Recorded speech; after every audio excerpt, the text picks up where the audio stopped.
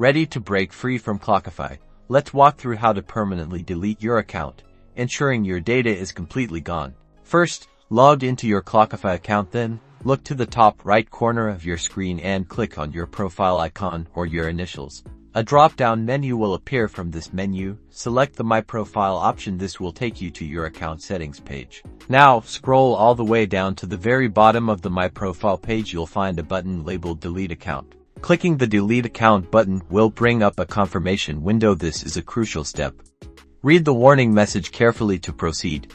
You will need to type the word delete in all capital letters into the provided text box. After typing delete, the red delete button will become active. Click on this button to confirm your account deletion.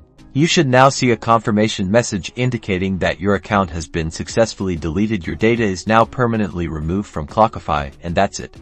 You've successfully deleted your Clockify account. Remember, this action is irreversible, so be absolutely sure before you proceed. Thanks for watching.